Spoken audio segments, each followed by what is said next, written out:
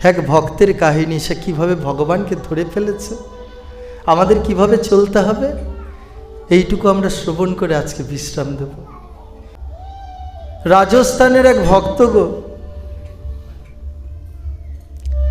ব্যবসায়ী, প্রচুর টাকা, এত অর্থ, দুটো প্রাসাদের মতো বাড়ি রয়েছে।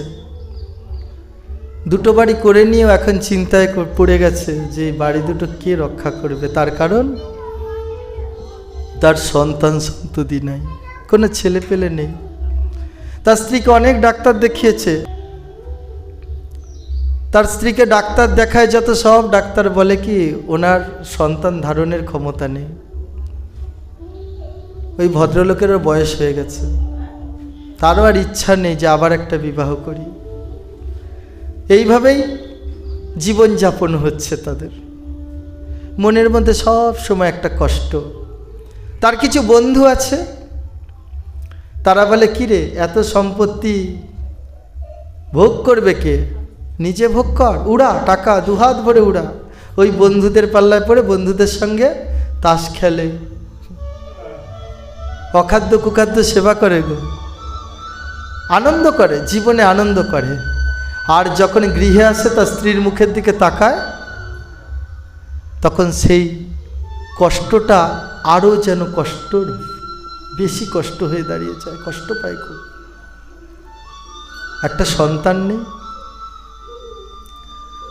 দেখতে দেখতে স্ত্রী মারা গেল, বয়স হয়েছে, মারাও গেল, সম্পূর্ণ একা। বন্ধুরা বলে কেন আমরা আছি, একা কোথায় তুই?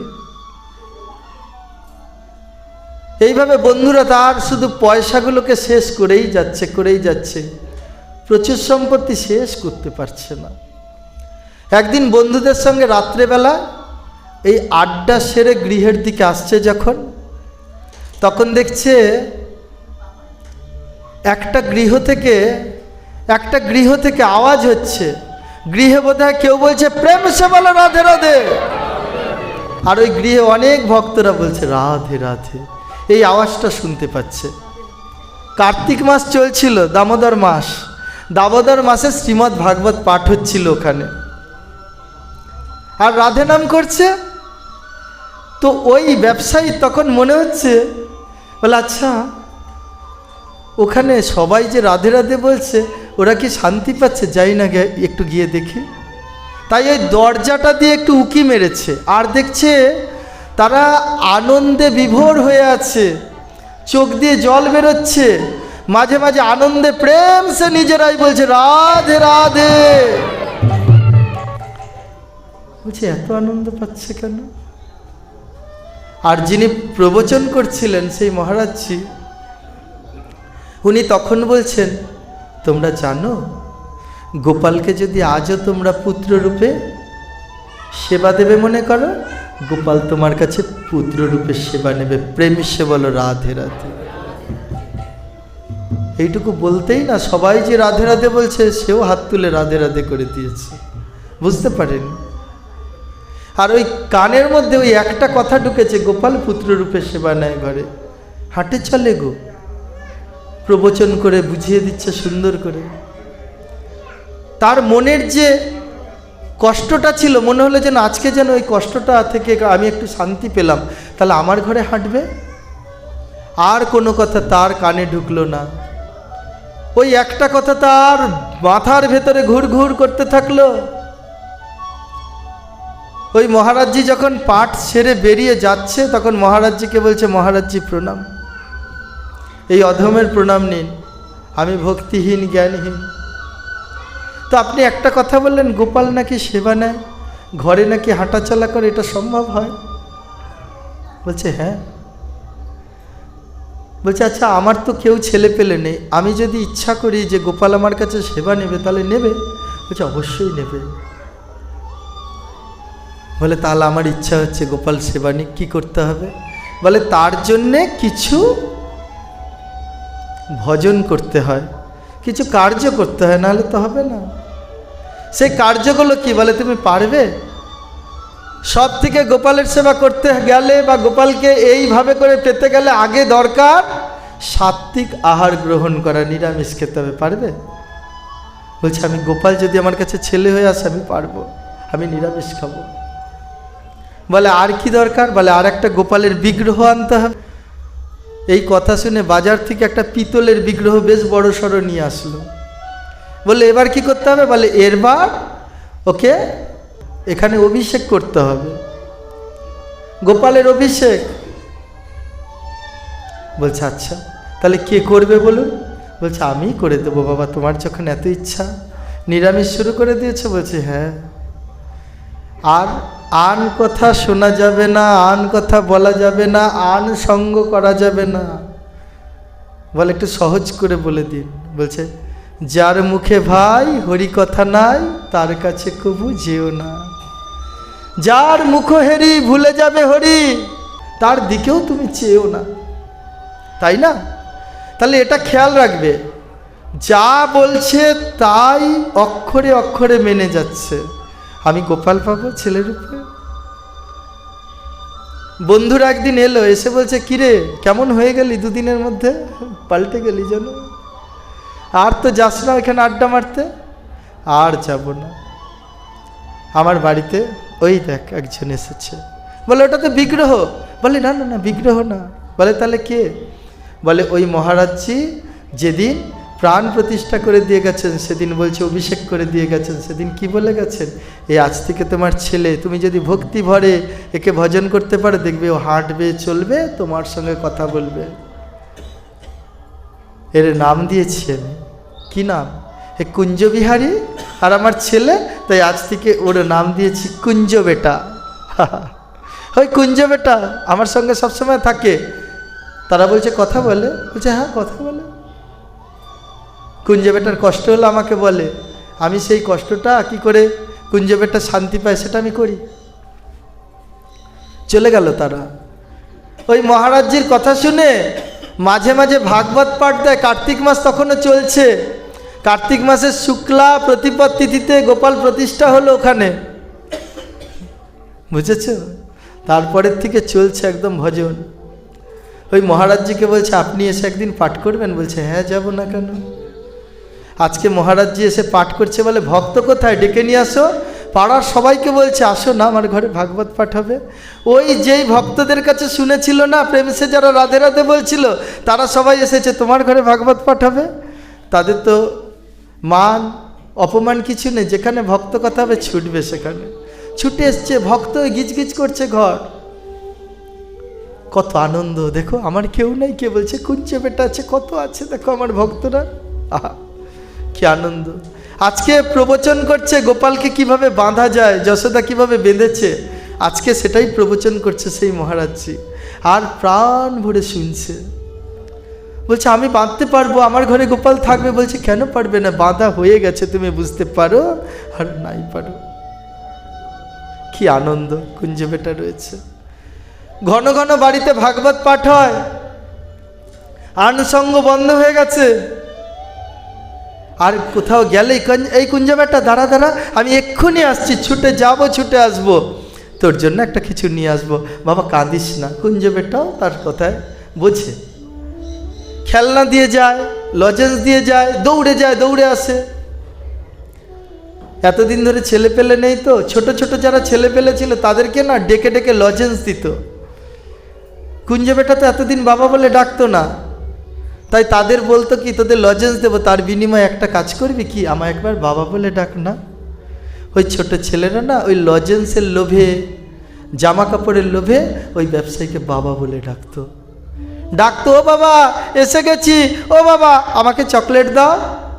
আর ওই ব্যবসায়ীর মনটা ওই বাবা ডাকটা শুনলে বড় আনন্দ হতো। যার কাপড় নেই, ও বাবা আমার একটা জামা দেবে গো, আমার জামাটা দেখো ছিঁড়ে গেছে, আমরা বড় গরিব, আমরা কিনতে পারি না, ও বাবা দাও না। বলে ওইভাবে চাইছিস কেন, আমি দেবো তোকে। তাকে জামা কিনে দিত। ওই ছোট ছোট ছেলেরা না একে বড় ভালোবাসতো, আর খালি বাবা ও বাবা বলে ডাকতো। ভাগবত পাঠের সময় ছুটে এসছে, আমার বাবা আজকে পাঠ দিয়েছে, আমরা এ বাড়িতে থাকবো না, এটা হয় নাকি? শ্রবণ করছে। ওই বন্ধুরা এসে বলে কিরে শেষ সময় তোকে কে দেখবে? বলে কেন আমার কুঞ্জ বেটা দেখবে। আমার কুঞ্জ বেটা সম্পত্তি এত কাকে দিয়ে যাবি? বলছে কেন কুঞ্জ বেটাকে দিয়ে যাব, আমি উইল করে দিয়ে যাব। সত্যি সত্যি উইল করে দিল কুঞ্জ বেটার নামে। সেখানে আজও কুঞ্জ বেটা পূজিত হচ্ছে। উইল করে দিল। ধীরে ধীরে ব্যবসায়ীর বয়স হয়ে গেল, তো মারাও গেল একদিন। আর যেই মারা গেল ভক্তরা সে কৃষ্ণ কৃষ্ণ বল মুখে, সবাই কৃষ্ণ নাম গাইছে। আর ওই ছোট ছোট ছেলেগুলো না ছুটে এসেছে, এসে বলছে ও বাবা, বাবা কথা বলছো না কেন? সবাই কাঁদছে। ও বাবা একবার আমাকে জিজ্ঞাসা করো না, যে একবার বাবা বলে ডাকবি, তাহলে লজেন্স দেবো, আমি তোমাকে বাবা বলে ডাকবো। ও বাবা সেদিন তো তুমি বললে এই জামাটা পরে এসেছি, এটা তুমি দিলে, দিয়ে বললে বাবা বলে একবার ডাক, আমি বাবা বলে ডাকলাম। ও বাবা সারা দাও না। তারা কাঁদছে। তাদের মধ্যে একটা ছেলে কাঁদতে কাঁদতে না মাঝে মাঝে অজ্ঞান হয়ে যাচ্ছে। ওই ছেলেটা ভাবগতিক দেখে ভক্তরা বলছে, হ্যাঁ রে তুই এমন বলে বাবা বাবা বলে ডাকছিস, মনে হয় যেন তোর নিজের বাবা। আচ্ছা তুই তোর বাবার এই শেষের কাজটা করবি? বলছে হ্যাঁ করব। কি করতে হবে? বলছে মুখাগ্নি কর তুই, তারপর তোকে সাদা বসন পরিয়ে দেওয়া হবে, তুই অশৌচ পালন করবি? বলছে হ্যাঁ করব। বলে কার ঘরের ছেলে রে জানি না রে, আজকে কোথায় আসছে, কার অশৌচ পালন করতে আসছিস তুই? তোর বাড়িতে কেউকে বলে আসবি? বলে না, বাবা আমাকে এত ভালোবাসে, আমি বাড়িতে বলতে যাব না, আমার বাড়ির লোক সবাই জানবে। দাও কিভাবে মুখাগ্নি করবে। চতুর্দোলায় যখন নিয়ে যাওয়া হচ্ছে, চরণ দুটো জড়িয়ে বলছে নিয়ে যেও না, আমার বাবাকে পুড়িয়ে ফেলো না তোমরা, বলে কাঁদছে। বলে দেখ বাবা এটা তো করতেই হবে, এটা তো আমাদের আচার। নিয়ে গিয়ে চতুর্দোলায় করে নিয়ে গিয়ে চিতাতে শোয়ানো হলো।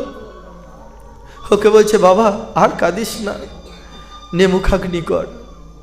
চোখের জল তখনও ছেলেটা শুকায়নি গো, কাঁদছে বাবা বাবা বলে, ঘুরে ঘুরে মুখাগ্নি করেছে। সবাই বলছে মুখাগ্নি যখন করলি, এরপরে তাহলে তুই অশৌচটাও তো পালন করবি না কি রে? ছেলেটা বলছে হ্যাঁ করব। কিভাবে করতে হয় বলে দাও না। বলছে তুই তাহলে এই যে ছোট পুকুরটা আছে না, এই পুকুরটায় যে একটা ডুব দিয়ে চলে আয়, ডুব দিয়ে আয়, তোকে এই সাদা বসনটা ওই পোশাকটা ছেড়ে এটা পরিয়ে দেবো। ছেলেটা ডুব দিতে গেল, কাঁদতে কাঁদতে বাবা বাবা বলতে বলতে, বাবা আর নেই গো, তোমরা বিশ্বাস করো বাবা আর আমাকে ডাকবে না, আমি বাবা বলে ডাকবো কাকে? এরকম বলতে বলতে গিয়ে জলের মধ্যে ডুব দিল। একটা ডুব দিয়ে না ছেলেটা উঠল না। তখন দিনের বেলায় সবাই বলছে ছেলেটা এখনো ওঠেনি, আরে মরে যাবে তো, তোল না, সবাই নাম না, কে সাঁতার জানিস নাম। ঝাঁপিয়ে ঝাঁপিয়ে অনেকে পড়ে গেছে, ছোট পুকুর এদিক ওদিক দিয়ে পড়ে গেছে গো। খুঁজে খুঁজে খুঁজে খুঁজে ছেলেটাকে আর পেলো না। ছেলেটার তো মারা গেল, তো তার দেহটাও পাওয়া যাবে, পাওয়া গেল না। সবাই বলে দেখ না কার ঘরের ছেলে, এখানেই তো আশেপাশের হবে, এইরকম মরে যাবে। যাও কিছু যন্ত্রপাতি নিয়ে আয়, যেগুলো দিয়ে খুঁজে পাওয়া যাবে তাড়াতাড়ি করে। উন্নত ধরনের যন্ত্রপাতি আনা হলো পুকুর খোঁজার জন্য, জানো। ছেলেটার দেহটা খুঁজে পাওয়া গেল না।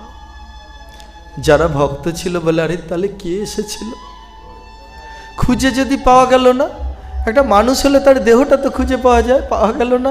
আচ্ছা ওনার কুঞ্জ বেটা আসেনি তো এরকম রূপ ধরে? আমাদের কোথাও ভুল হচ্ছে না তো? বলে কেন আমাদের ভুল হবে কেন? বলে কুঞ্জ বেটা আসেনি তো এইভাবে করে তার মুখাগ্নি করতে। বলে চলো তো সবাই যাই কুঞ্জ বেটার কাছে। সবাই না কুঞ্জ বেটার কাছে গেছে, গিয়ে দেখছে মন্দিরে কুঞ্জ বেটা বসে আছে। আর ওই কুঞ্জ বেটা এই ভক্তদের দিকে উদাস হয়ে তাকিয়ে রয়েছে। আর ওই কুঞ্জ বেটাটা চোখ দিয়ে টপ টপ করে জল পড়ছে গো, মুখ দিয়ে কোনো কথা বলতে পারছে না। বাবা মারা গেছে তো, কাঁদছে। ভক্তরা যারা দর্শন করতে পারছে বলে দেখলি তো, ওই কুঞ্জ বেটা এখনো কাঁদছে। তাহলে কে ডুব দিল? ডুবটা কে দিয়েছে? কুঞ্জ বেটা ডুব দিয়েছে? ভক্তরা বলছে এইটুকু সময় আগে ডুব যদি দিয়েছে, তাহলে দেখ কুঞ্জ বেটার গায়ের ওই জামাটা ভিজা থাকবে, তাকিয়ে দেখতো। ভক্তরা দুইজন গিয়ে যে জামাটা স্পর্শ করছে, দেখছে সদ্য জলে ডুবে আসলে যেমন ভেজা থাকে জামা, কুঞ্জ বেটার জামাটা সেরকম জলে চপচপ করে ভেজা। এইমাত্র ডুবে এসেছে না, সেই কান্না ভরা চোখ, সেই ভেজা জামা। ভক্তরা বলছে ওরে কে বলে ভগবান আসে না ছেলে হয়ে? ওই দেখ এই কুঞ্জ বেটা তার ছেলে হয়ে এসেছিল। ওরে যদি ঠিকভাবে ডাকা যায়, তাহলে ভগবান সেবা নেওয়ার জন্য তার ছেলে রূপে আসে। আজকে সেবা দিতে পেরেছিল বলে কুঞ্জ বেটা দেখ ছেলে হয়ে এসে তার অশৌচ পালন করবে সিদ্ধান্ত নিয়েছে। সবাই চল। সুন্দর বস্ত্র দিয়ে কুঞ্জ বেটার চোখ মুছিয়ে দিচ্ছে, বলছে কুঞ্জ বেটা চিরকাল কারো বাবা তাকে না রে, চোখ মোছ। আর অশৌচ পালন করবি বলছিলি না, ভিজা কাপড়টা ছেড়ে দে, ঠান্ডা লেগে যাবে, বড় ঠান্ডা লেগে যাবে। এই সময়টা একটু হিসাব করে চলতে হয় রে কুঞ্জ বেটা। এই পোশাকটা সাদা বস্ত্রটা পরে নে বলে তাকে সাদা বস্ত্র পরানো হলো। বাবার ওই অশৌচ ওই কুঞ্জ বেটা তখন করলো। আজও ওই মন্দিরে যারা যায় তারা দেখে তার ওই কুঞ্জ বেটা আজও ওই বাবার জন্য যেন উদাস হয়ে তাকিয়ে আছে। আর ভক্তরা এখনো দেখে কুঞ্জ বেটা বাবার জন্য এখনো চোখের জল ফেলে। তাই ভক্তরা গিয়ে ওখানে বলে কুঞ্জ বেটা কি, কুঞ্জ বেটা কি, কুঞ্জ বেটা কি।